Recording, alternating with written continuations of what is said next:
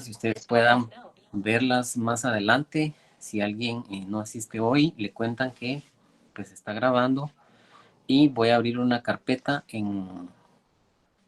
ahí en nuestro curso de Classroom para que esté la clase anterior sobre creatividad y la del día de hoy, y en adelante todas las clases las vamos a estar grabando para que ustedes las puedan ver más adelante si quieren consultar algo. ¿Estamos? Entonces, vamos a hablar un poco de la historia de la publicidad moderna, pero tenemos que hablar un poquito sobre los acontecimientos que giraban en torno a nuestro punto focal, que es la publicidad, ¿sí? Alrededor del punto central que nos interesa, que es la publicidad, estaban ocurriendo cosas muy importantes, ¿verdad? Guerras, el surgimiento de ciencias y de personajes muy importantes, sociedad, política, todo este tipo de cosas influye sobre lo que la publicidad viene a aportar en cada tiempo, ¿verdad? Entonces, digamos que los escritos que hay sobre publicidad, sobre marketing, sobre psicología, porque tiene mucho que ver la psicología acá, se remonta a los años 50. Para este año, estos años 50, el estudio científico de la publicidad era muy importante.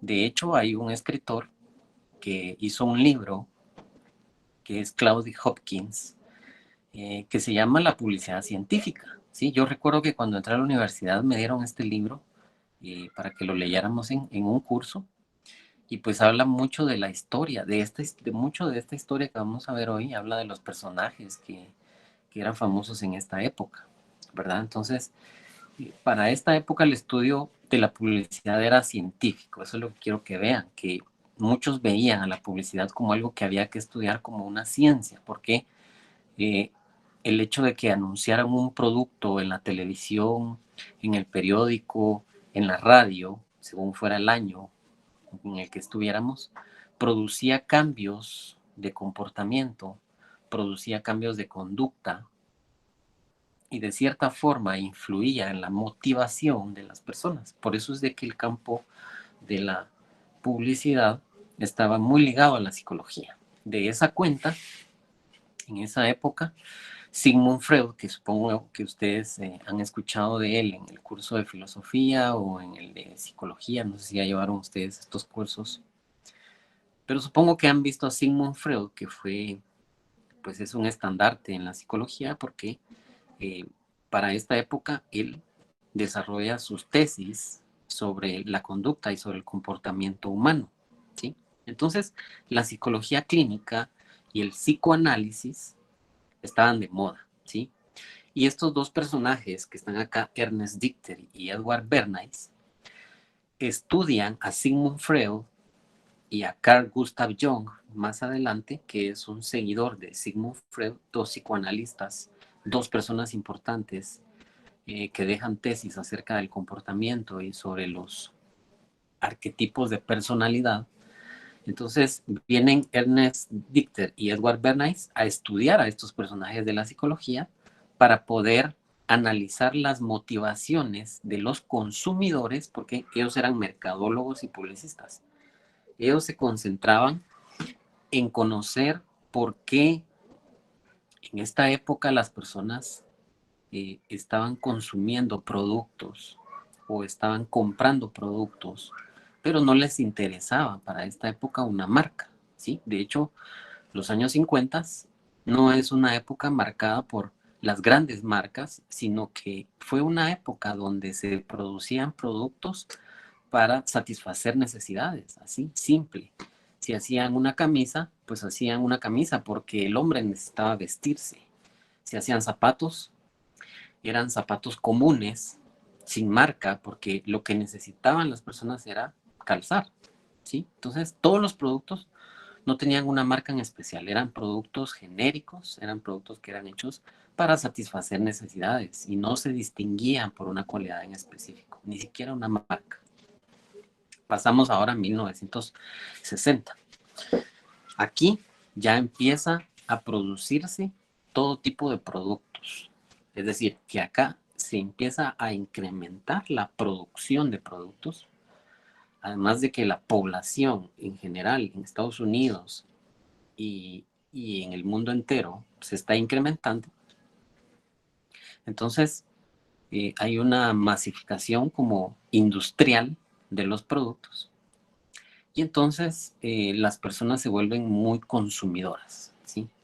Aquí ya no es solo para satisfacer su necesidad de vestir, su necesidad de comer, su necesidad de techo o vivienda, sino empiezan a comprar productos influidos por publicidad que les decía, cómprate esto porque te vas a ver mejor, cómprate esto porque te va a dejar tu piel más limpia, etcétera. Entonces, aunque todavía en esta época las personas no buscan marcas como tal, sino productos que satisfagan sus necesidades, empieza a haber un incremento de productos que no van dentro de las necesidades básicas, sino que son productos de entretenimiento, productos que en su finalidad no son tan necesarios, sino que son para engrandecer el consumo en general, ¿sí? 1960. Vamos a los 1970. Recuérdense que estamos en una época posguerra y a pesar de que la guerra ya cesó, la era industrial crece mucho más, ¿sí? Aquí ya hay muchas máquinas, ya hay producción masiva y entonces a pesar de que la crisis económica pega fuerte en Estados Unidos, el consumidor ahora tiene muchos productos y tiene poco dinero. Y eso da como consecuencia de que el consumidor se vuelva experto en comprar sus productos. Entonces ahora le pone mucha atención al producto que va a comprar. No solo nada más compren 2 de estos y 3 de estos, sino veamos de este qué cualidades me ofrece. ¿Está para satisfacer mi necesidad o tiene algún defecto? ¿Sí? Entonces el consumidor se vuelve experto. Algo así como ahora de que tenemos tantas alternativas, donde podemos ver los precios en línea, donde podemos ver marketplace, donde podemos ir a una tienda física, comparar los precios, pedir opiniones de nuestros amigos para saber si alguien lo ha usado y si le ha sido de utilidad y de buena calidad. Entonces el consumidor se vuelve experto, empieza a hacer comparaciones, empieza a buscar opiniones y empieza a comparar una marca con otra, porque acá ya empiezan a surgir las marcas, ¿sí? Y a pesar de que no hay tantas marcas como lo hay ahora en los años 2000, el consumidor empieza a elegir sus productos por las cualidades que le ofrece, ¿sí? No solo va a haber una marca de zapatos que nos va a gustar más que otra, sino que ahora el consumidor dice que esta marca de zapatos tiene cualidades que no tiene esta otra marca, ¿sí? Puede ser que sea la calidad del tenis, de la suela, ¿verdad? Tal vez la suela me dura más de una marca que de otra. Tal vez el color de las cintas de mi tenis tiene más variedad de una marca que otra, ¿sí? Y en fin, podríamos hablar de un montón de cualidades que tienen ya los productos para poder elegir. Para 1980, los 80, los consumidores ya no compran solo por cualidades, ¿sí? No es que este radio, pues ahora, los radios de los 70 pues traían una antena de 30 centímetros, pero en los 80 también hay de 30 centímetros y hay de 50 centímetros, porque con una antena más larga yo puedo agarrar mejor señal. No solamente esas cualidades empiezan a fijarse todos los consumidores, sino que además empiezan a comprar productos que vayan con su personalidad, ¿sí? Entonces, como hay variedad, como hay cantidad y como ahora hay cualidades, entonces resulta que los clientes buscan algo de acuerdo a su personalidad, ¿sí? Entonces ahora con tanta variedad, yo voy a elegir un radio que tenga el color de las cortinas de mi casa, ¿sí?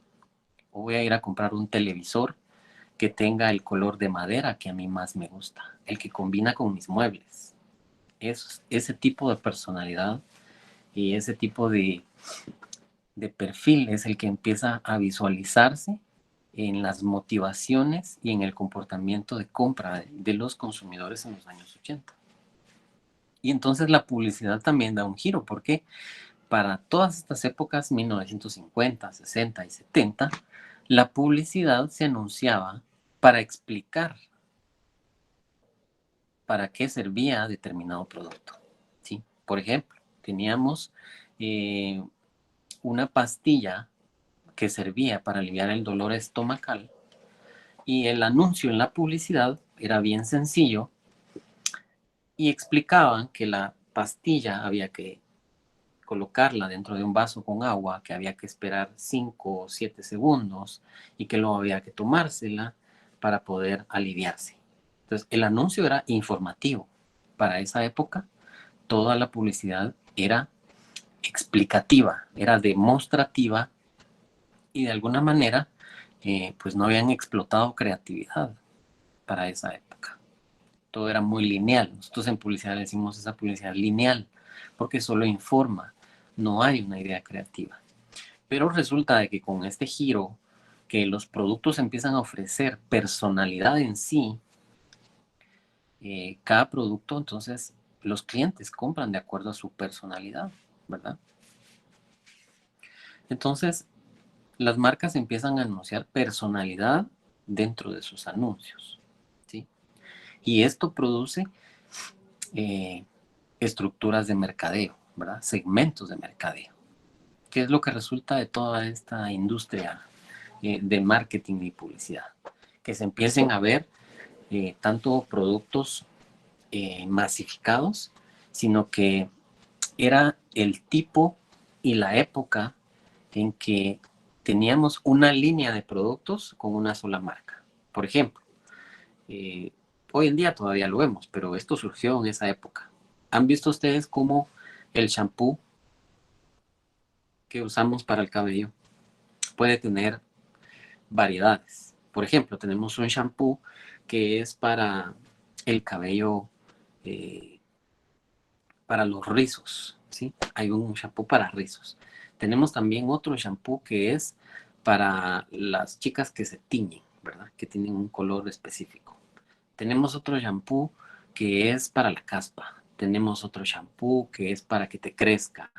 Tenemos otro shampoo que es anticaída. Tenemos otro shampoo que es para, para el pelo así, algo así. No, pues hay una línea de productos que empezaron a surgir desde esta época, los años 80, explotó con segmentos y con extensiones de productos. O sea, una sola marca tenía hasta 5 o 6 opciones de acuerdo a su personalidad, de acuerdo a su cualidad, de acuerdo a su necesidad, ¿sí? Entonces, los años 80 fueron una época donde explotó masivamente, industrialmente, tanto la publicidad como los productos. Y entonces, de toda esta época, 50, 60, 70, 80, es la época de Madison Avenue. Madison Avenue es un lugar en Nueva York, en Estados Unidos, donde surgieron, donde se establecieron los publicistas de esa época y donde realizaron las mejores publicidades, donde influyeron a través de su publicidad en la actitud de muchas personas, en el comportamiento masivo de toda una cultura norteamericana.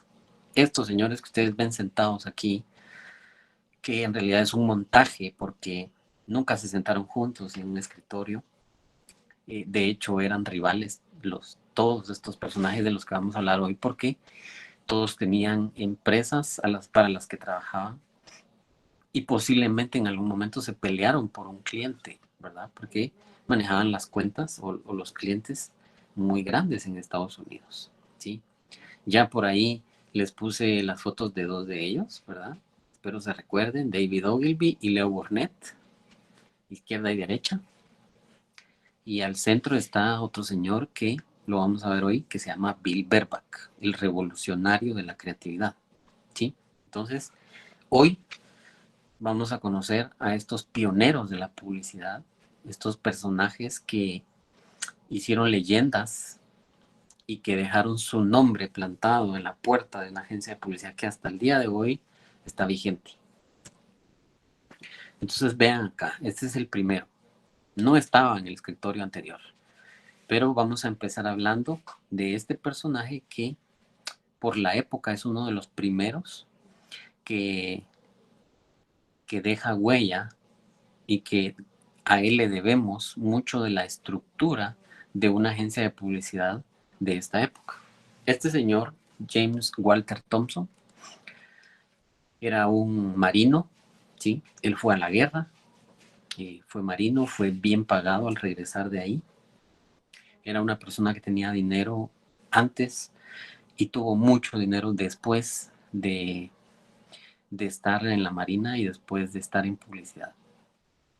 El retrato de Comodoro del New York Yacht Club ha sido el estandarte de una de las agencias de publicidad más importantes en el mundo, ¿sí? Hay muchas agencias J. Walter Thompson en el mundo actualmente, ¿sí? Este señor montó la industria de la publicidad moderna, ¿sí? Gracias a él es que hay unas estructuras de negocio muy, muy fuertes para la industria creativa y para la industria publicitaria.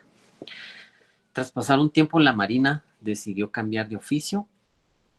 O sea, él viene de la Marina y de repente dice, bueno, voy a empezar a trabajar.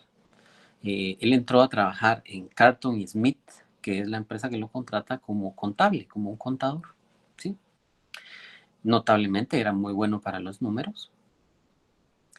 Y él empezó trabajando en el área, o sea, le asignaron el área en esta empresa contable de buscar espacios para anunciar productos o empresas en periódicos y en revistas, ¿sí?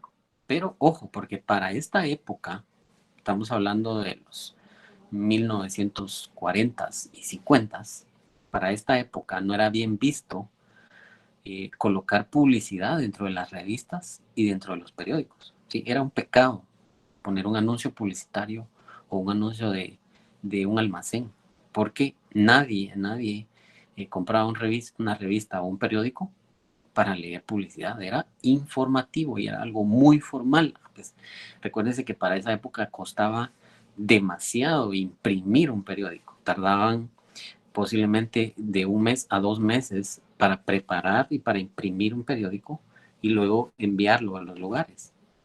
Era un proceso muy largo y por lo tanto no destinaban espacios para ese tipo de cosas. Pero cuando J. Walter Thompson entra a trabajar a Carlton Smith, lo ponen en el área de buscar espacios para revistas y periódicos. Y resulta de que él se da cuenta de que esto es muy rentable.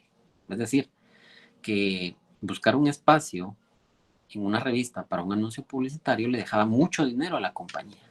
Entonces, al cabo de un tiempo, este señor, con todo el dinero que tenía, empieza a motivar a su jefe a que le venda su empresa.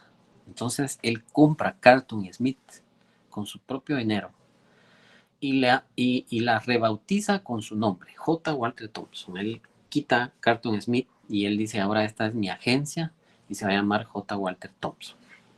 Y a él le gusta mucho la publicidad. Entonces, él empieza a implementar dentro de lo que hacía esa empresa un sistema publicitario donde empieza a hacer cosas que hasta el día de hoy se hacen y que para esa época pues nadie las hacía, ¿verdad? A finales del siglo XIX empezó a proponer a la prensa escrita la implementación de publicidad. Entonces viene, convoca a otras revistas y a otros periódicos de todo el país y les dice, miren, destinemos espacios para hacer publicidad, o sea, dejemos cintillos, dejemos espacios cuadrados por ahí para poner un anuncio. Yo les voy a comprar esos espacios y él se encargaba de buscar esos clientes para que pusieran esos anuncios. Obviamente él ganaba mucho más por eso, pero los periódicos y las revistas de esa época se negaban rotundamente a poner anuncios publicitarios. Y pues en algún momento J. Walter Thompson se vio frustrado por ese tipo de cosas, pero su locura fue proponer a periódicos comprar espacios que fueran destinados a publicidad. Esa fue su locura. Y resulta de que después de un tiempo, él se hizo de mucho dinero, de tanto dinero que empezó a comprar las revistas y periódicos de todo el país. Se oye raro, pero tuvo mucho dinero y además de comprar periódicos y revistas, empezó a influir en los dueños de estas revistas y periódicos y empezó a comprarles esos espacios con su dinero para revenderlos a otros clientes. Y así comenzó la historia de que la publicidad hoy en día sea la principal fuente de ingresos de los medios de comunicación. Es decir, que si ustedes conocieran cómo funciona económicamente un periódico, ustedes se asustaran de ver cuánto dinero ingresa por publicidad. Por ejemplo, ustedes ven, bueno, ahorita estamos en la decadencia de los periódicos en Guatemala, pero ustedes recordarán un poco cómo era nuestro diario Prensa Libre, que son los dos periódicos que han tenido mucho éxito. Ustedes podrían ver páginas completas de publicidad, ¿verdad? Desde la página 3. O sea, ustedes tienen el periódico acá, lo abren y esa página, el primer impacto que ustedes ven, esa página número 3, que es una página impar, esa página es carísima, ¿sabían ustedes? Es una de las páginas más caras del periódico. Seguido de eso está la contraportada del periódico, la parte de atrás, porque es otra página que tiene mucho impacto, ¿sí? ¿Por qué? Porque hay un estudio que dice que casi siempre al finalizar de leer un periódico las personas lo dejan volteado hacia abajo. Entonces el que viene a leerlo, el siguiente que viene a leerlo, siempre ve la contraportada, o sea, es un anuncio publicitario muy caro. La página 3, la página 5, la 7, la 9, la 11, la 13, y dependiendo de qué tipo de periódico sea, todas las páginas impares son publicitarias y además son las más caras. ¿Sí? Una marca puede pagar desde 35 hasta 47,000 quetzales por una página completa, full color, en un periódico. Estamos hablando de que este es uno de los mayores ingresos de un periódico y por lo cual muchos periódicos han surgido para la distribución gratuita, ¿verdad? Como lo que pasó con Polinews cuando entró a Guatemala, entró con el periódico gratis, o sea, solo era para repartirlo. ¿Quiénes pagaban todo el trabajo de las personas, del periodismo, de la impresión, de la distribución? Las marcas. Y nosotros solo lo recibíamos en la mano. Muchos periódicos funcionaron así y seguirán funcionando así por algún tiempo todavía, porque esta estructura que dejó hecha J. Walter Thompson le ha dado muchas oportunidades de negocio a muchas empresas de periodismo, ¿verdad? Vamos a seguir. Entonces, sigue aquí. La historia de J. Walter Thompson, pues no tiene que ver con creatividad. O sea, este señor no es un gran creativo como tal. O sea, la creatividad no es su fuerte, sino los modelos de negocio. Este señor era bueno para hacer dinero. Con el objetivo de ampliar sus servicios y la atención a sus clientes, eh, empezó a crear algo que él llamó departamento de cuentas. ¿A qué le llamaba él cuentas? A sus clientes. O sea, un cliente era una cuenta, otro cliente era otra cuenta. Entonces tenía, por ejemplo, Kellogg's, tenía Pepsi, tenía, no sé, una marca de zapatos. Esas eran sus cuentas o sus clientes. Y creó todo un departamento de cuentas para que se encargara de darle seguimiento a estos clientes, a estas personas, ya sea a los directores de esas empresas o a los encargados de la publicidad en estas empresas y que les ofrecieran servicios de investigación, que les dieran pues sugerencias de estrategias, que hicieran investigación de mercados previo a lanzar un anuncio, o que le dieran un enfoque económico, ¿sí?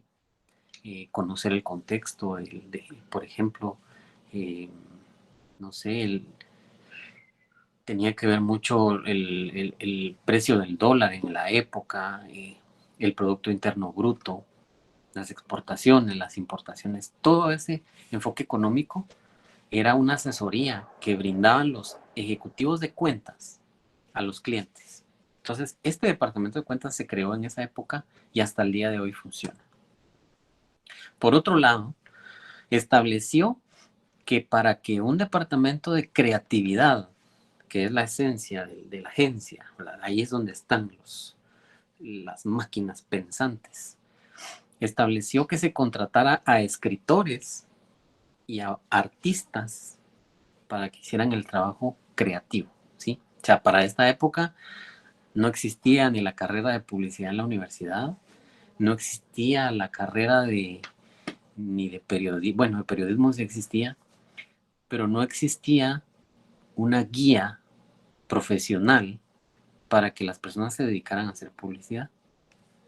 Y entonces vino él y se dio cuenta que los escritores, los que escribían libros, los que escribían poesía, eran los mejores para poder contextualizar eslogans de marca, ¿sí? Y creatividad, frases para ser publicadas con los anuncios. Y a los artistas, porque recuérdense que en esta época no habían imprentas, no habían máquinas, no habían nada. Estamos hablando de que artistas, pintores, eran los que hacían los anuncios en carteles gigantes para poner en los lugares, en las tiendas, y algunos que hacían pinturas extremadamente grandes en paredes, ¿sí? Entonces, artistas y escritores eran los creativos de esa época. Fue pionero en muchas prácticas y procedimientos publicitarios. Se le considera el padre y creador de la agencia publicitaria moderna, ¿sí? J. Walter Thompson se le considera el padre de la agencia de publicidad moderna. Vamos ahora con Leo Burnett. Este señor, Leo Burnett, es otro creativo muy importante de esta época y pues tiene una cualidad muy, muy peculiar, que es que él surgió en una época de crisis, ¿sí? Creó su propia agencia de publicidad en los momentos más duros de la Gran Depresión americana. Nutrió, amó y vio crecer su compañía hasta convertirla en una de las agencias más importantes de Estados Unidos y el mundo entero. Este señor sabía que en un momento de crisis él podía crecer, se atrevió, se arriesgó, hizo un préstamo de $50,000, y en esa época era mucho dinero, hipotecó su casa y abrió su agencia de publicidad porque él consideraba que la publicidad lo había atrapado. Él se había, no sé, apasionado por la publicidad a pesar de que él era periodista, porque este señor sí estudió periodismo, era escritor en esa época, y dejó su trabajo y dejó lo que hacía por involucrarse en la publicidad. Este señor es el que introduce los hechos cotidianos en la comunicación y le llama a su estrategia Slice of Life, que en español sería trozos de vida, ¿verdad?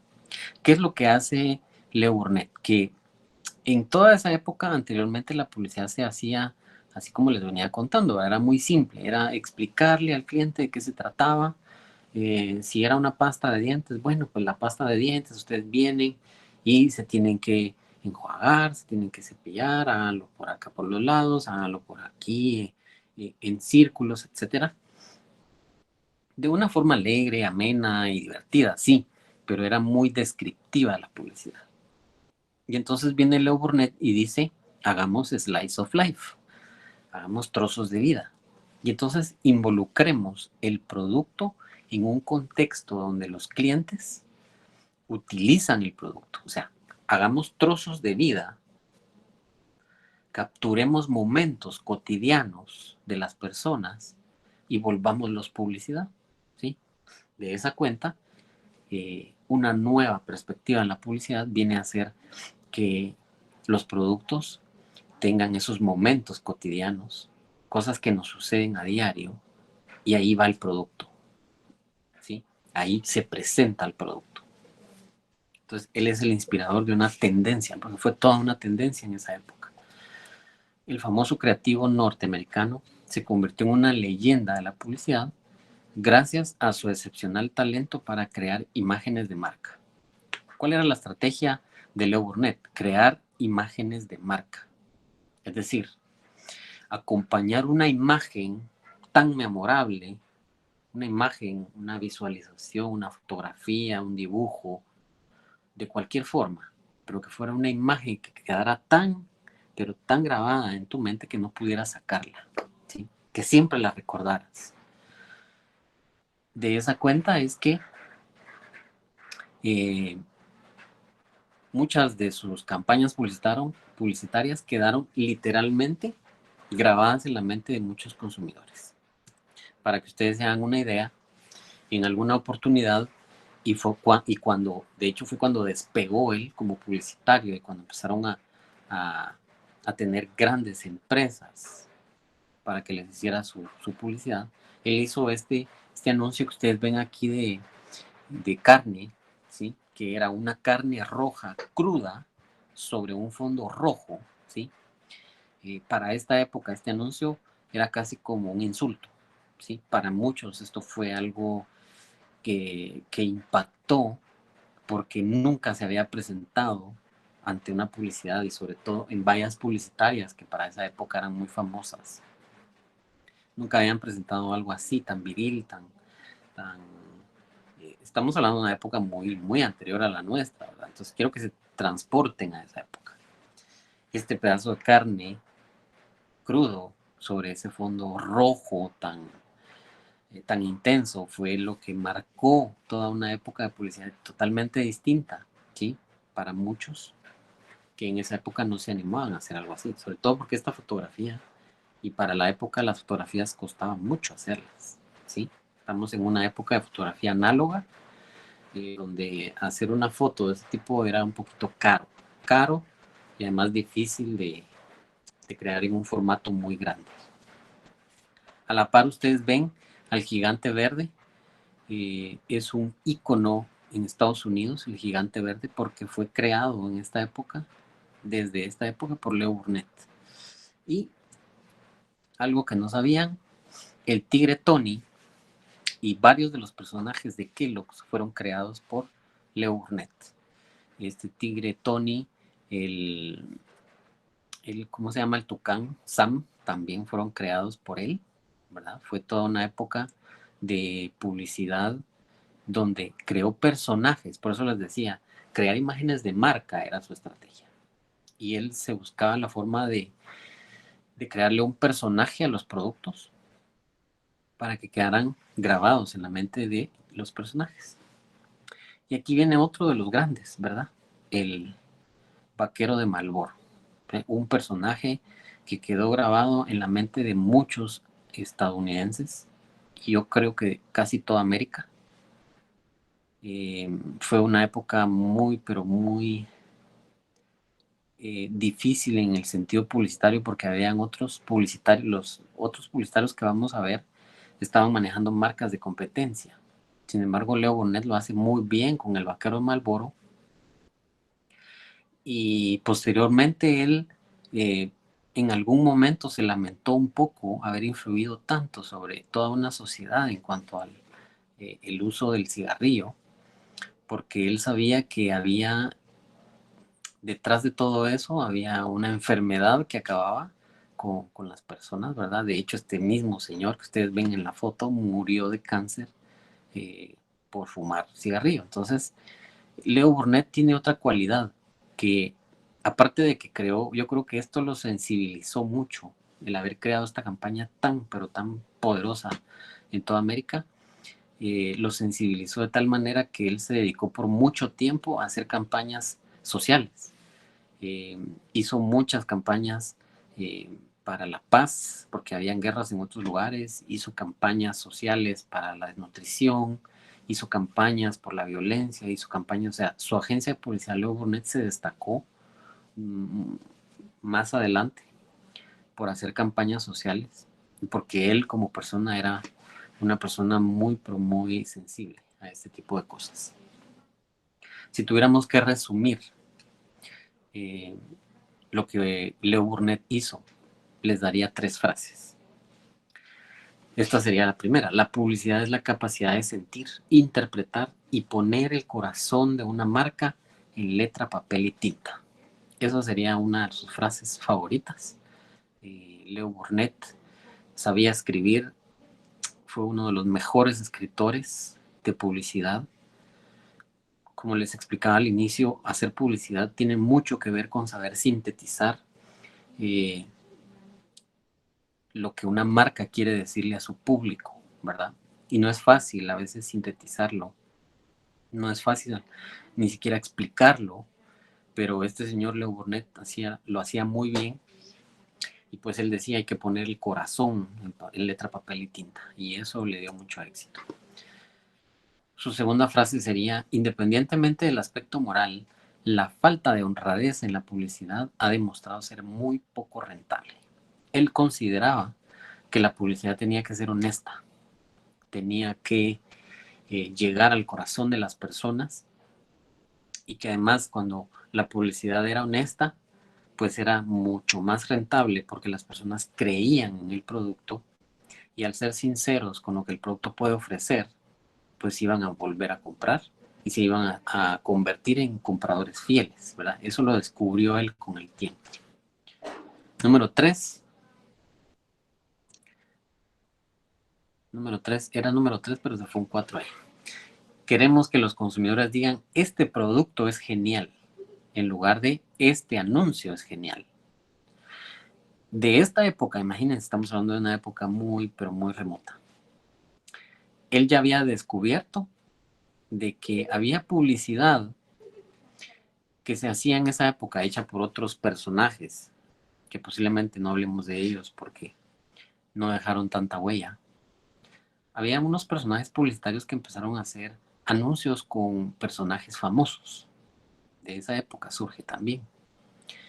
En esa época contrataban a un presentador de noticias famoso o contrataban a un personaje de algún programa de televisión muy famoso para llamar la atención del público, cautivarlo, ¿verdad?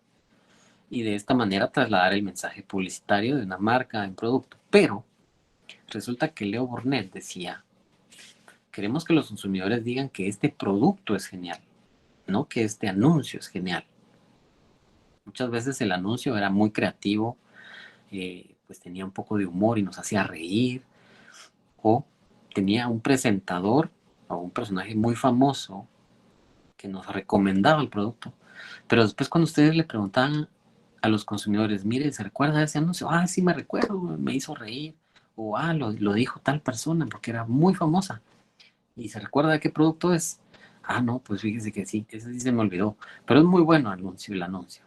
Entonces, Leo Burnett sabía eso, que se podían olvidar de la marca y del producto, porque podíamos utilizar a alguien muy famoso o a alguien muy relevante, pero el anuncio es bueno, pero no sabemos de qué marca es, se nos olvidó.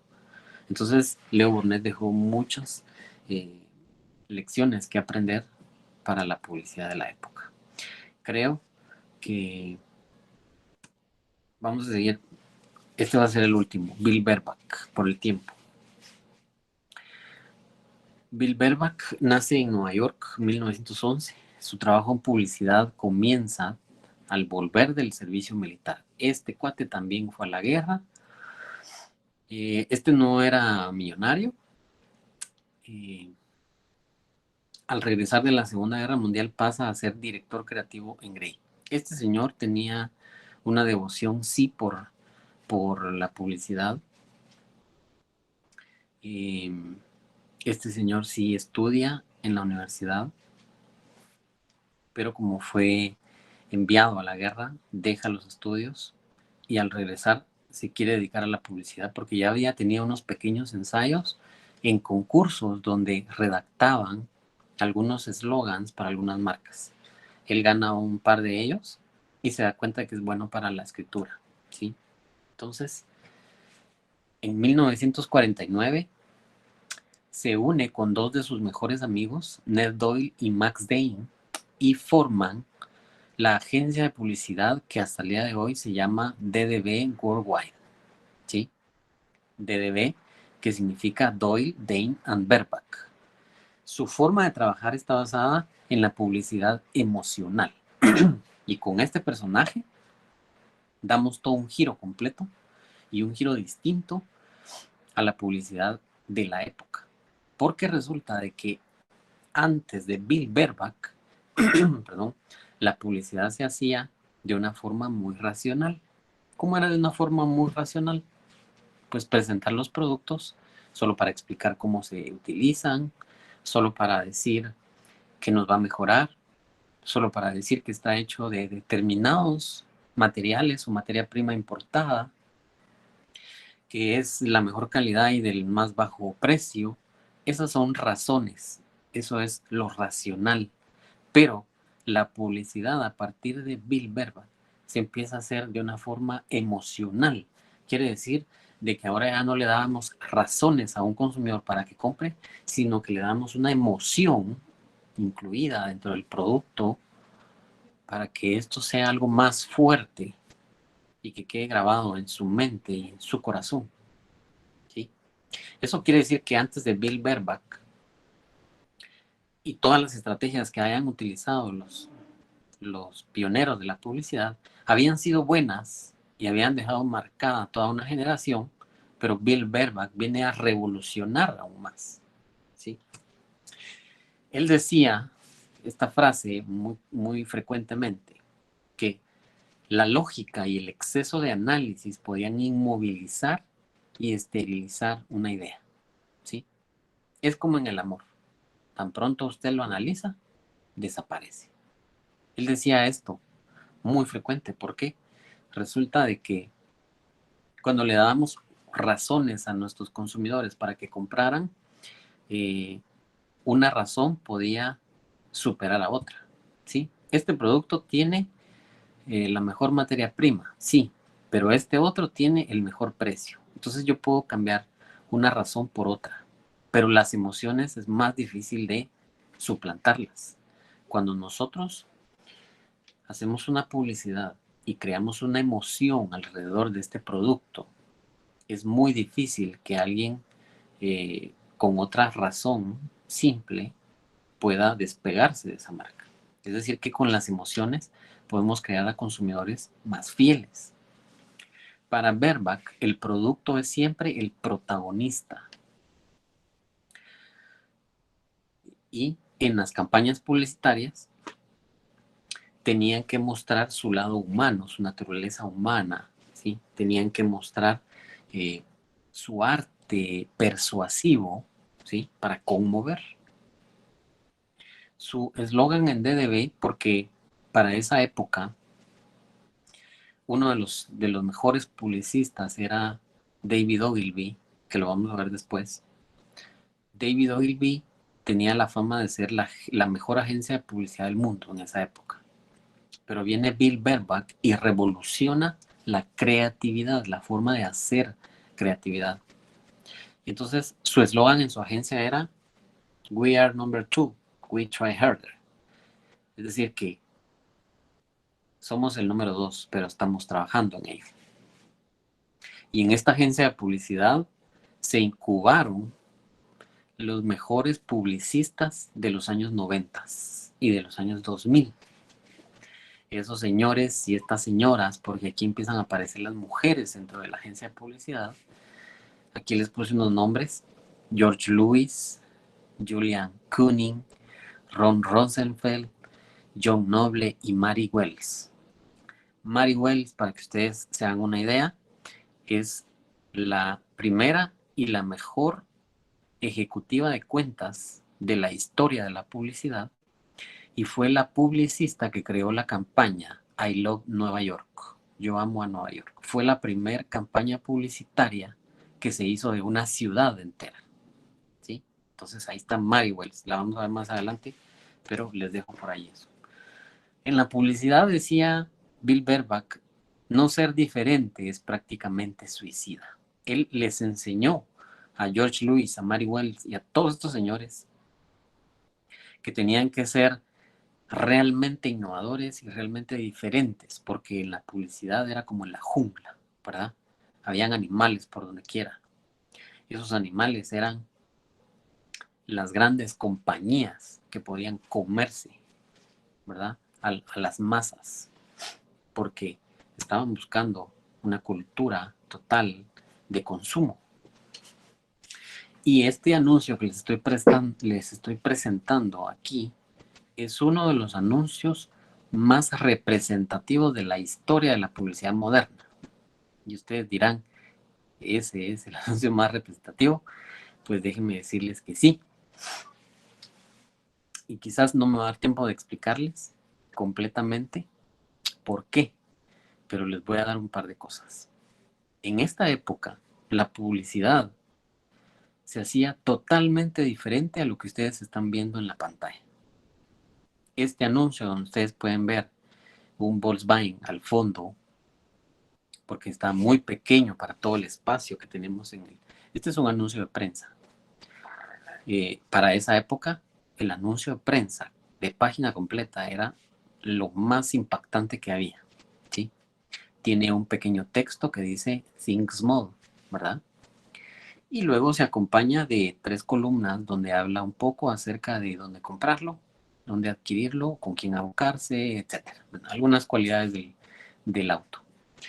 Pero para esta época, créanme, era totalmente diferente la forma de hacer publicidad y Bill Bernbach se atrevió, se arriesgó, hizo algo tan pero tan impactante que convirtió este anuncio en un anuncio para la historia de la publicidad. Me van a terminar de creer cuando les comparta un video donde se explica cómo era la publicidad de la época y lo que él vino a hacer en este anuncio, ¿sí? Creo que se lo voy a dejar al video, que ahí se los explica detalladamente. Y quiero que vean otros de los aportes de Bill Bernbach. Este señor conoció a uno de los referentes del diseño gráfico en esa época, que se llamaba Paul Rand. Paul Rand es el creador de muchas tipografías que usamos todavía en esta época y que vienen ahí por default en Windows. Esas tipografías fueron creadas por Paul Rand, que fue un personaje muy famoso en esa época en la que vivió Bill Bernbach. Y resulta de que cuando lo conoce, porque era famoso y lo contratan para llegar a trabajar a la agencia de publicidad, entonces se da cuenta de que este señor tiene pues mucho talento a nivel gráfico, a nivel de estética, a nivel de diseño, era un diseñador, y Bill Bernbach tenía mucho talento en su imaginación, en su creatividad, en su forma de expresar y en su forma de persuadir con emociones. Y él cuenta en uno de sus libros que en las tardes ellos salían a caminar por la ciudad, a platicar sobre cosas de diseño, sobre cosas de publicidad, etc. Y entonces a Bill Bernbach se le ocurre de que dentro de la agencia de publicidad los creativos deberían de trabajar así, en duplas, en parejas. Entonces él diseña una estructura de trabajo creativo donde involucra a un diseñador y a un creativo, ¿sí? Para esa época recuérdense que los creativos son los escritores y los artistas son los diseñadores. Pero él diseña el equipo de trabajo en pareja o en dupla, como le llamamos, de manera que desde esa época y hasta la fecha en la agencia de publicidad se trabaja de esta manera, porque se ha establecido que de esta forma se producen mejores resultados, ¿sí? Entonces, él es el creador de la dupla creativa dentro de la agencia de publicidad. Él tenía un riguroso estilo para elegir los mejores textos para la publicidad y decía, después de examinar un texto ya pulido, Verback decía, recórtelo a la mitad, ¿sí? O sea, ponía a la gente a escribir textos para una campaña publicitaria. Cuando todos ya tenían los mejores textos, los mejores de los mejores de los mejores, les decía, recórtenlos a la mitad. O sea, él tenía ese riguroso, pasaba como el diccionario, ¿verdad? Para cortar esos textos y dejarlos de la mejor manera. Insistió en aprender cómo los productos se relacionaban con los usuarios y qué cualidades y emociones entraban en juego. Él buscaba mucho cómo trasladar una emoción a través de sus anuncios. Después, el reto era decidir la mejor manera de comunicarlo con los elementos que ya tenía para capturar la atención de los consumidores. Él también tenía frases muy importantes. Les voy a colocar 3 nada más. La número 1 sería, la mejor ejecución creativa puede pasar desapercibida si no es relevante para la vida, para la familia y para el negocio. Él buscaba siempre que esas frases o esas campañas publicitarias mostraran una emoción bajo un contexto familiar, bajo un contexto de la vida, bajo un contexto de los negocios. Él sabía que por esas 3 vías podía capturar atención. Opta siempre por un anuncio que sea relevante antes que brillante, pero irrelevante, ¿sí? Entonces él decía, mejor que sea relevante y no brillante. Puede ser muy creativo, pero si no le interesa a mi cliente, solo lo va a ver como algo brillante, pero no como algo que necesita, ¿sí? Ojo con eso, ser relevante. También decía, sé simple, no ingenuo y no sencillo. ¿Se recuerdan que les dije eso cuando estábamos en creatividad? Hay que ser simple, pero no simple por común, sino simple porque elegimos la menor cantidad de elementos para trasladar un mensaje. Y Bill Verback sabía que esto era importante. No ingenuo, no sencillo. ¿Quién tiene tiempo o ganas de esforzarse por entender una publicidad? Nadie. Hay que trasladar el mensaje simple, pero conciso, directo. Eso es lo que él decía con esta frase. Y número 3, di la verdad en la publicidad. Primero, ese sí es un gran truco. Segundo, te vas a ir al cielo por decir la verdad. Y tercero, será un buen negocio porque la gente lo va a creer. Esas 3 frases marcan un poco del trabajo publicitario que hacía Bill Verback. La cuenta de Volkswagen, con la que planteó un nuevo modo de dirigirse a la audiencia, tiene 2 piezas. La primera se las mostré ahí, Think Small, y hay otra que se llama Lemon, que son quizás las 2 de las mejores gráficas que jamás haya conocido la publicidad moderna. No son, digamos, una gran composición, como decir, un montaje publicitario como los que vemos ahora, pero son algo totalmente impactante para la forma en la que se venía haciendo la publicidad en esa época, ¿sí? Y les recuerdo, les voy a poner ahí, al finalizar esta clase, de una vez les subo los videitos para que ustedes vean el por qué yo les cuento que estas publicidades son muy importantes, ¿verdad? Ahí está el Think Small y aquí está el Lemon. Estas 2 piezas hicieron historia, ¿sí? Y convirtieron a Volkswagen en una de las compañías más fuertes en Estados Unidos, ¿verdad? Es un carro alemán. Bill Verback es seguramente el publicista más influyente de la época de oro de la publicidad.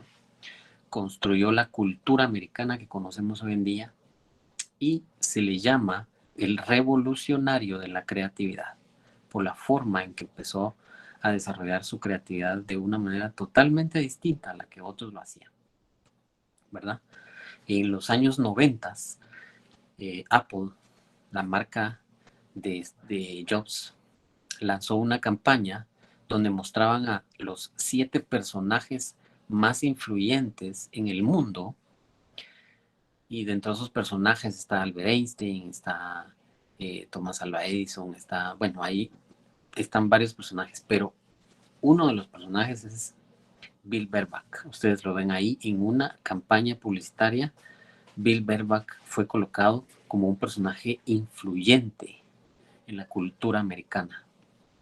Esa campaña la hacen en los años 90, 2000, y es muy importante que aparezca este señor acá, porque eso quiere decir que Bill Bernbach deja un legado casi al mismo nivel que el de David Ogilvy, ¿sí?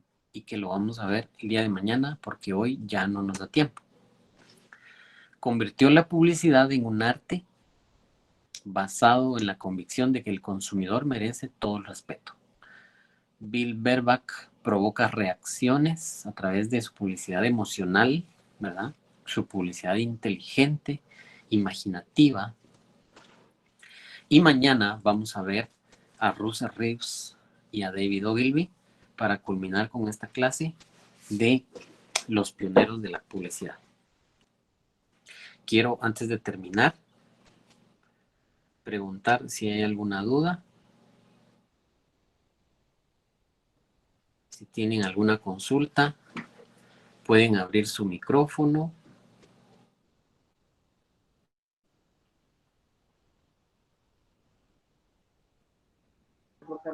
No, licenciado, pero gracias por la clase, estuvo muy interesante. Gracias, Ruth. Muy amable. A ver, ¿alguien más que quiera consultar algo?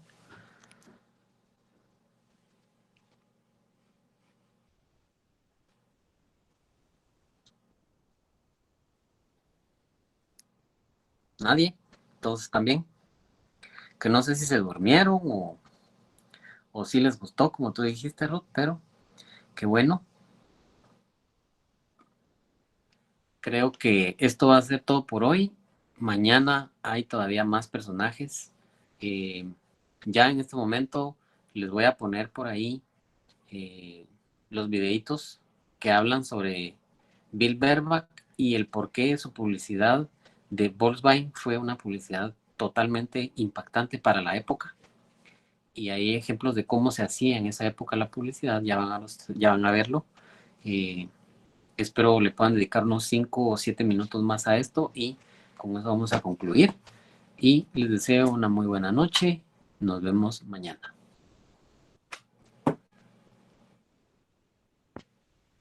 Gracias, licenciado. Gracias, Lee. Stephanie, Gracias, licenciado. feliz noche.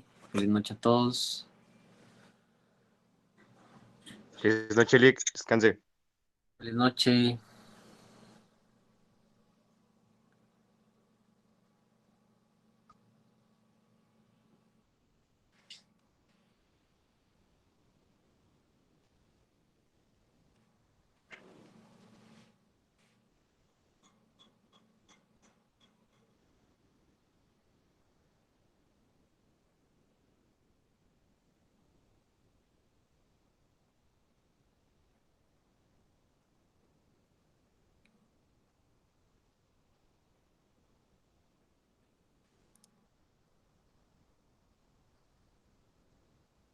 Que descansen todos. Muy bien. Feliz noche a todos. Kevin, Julio, Luis. Hasta mañana.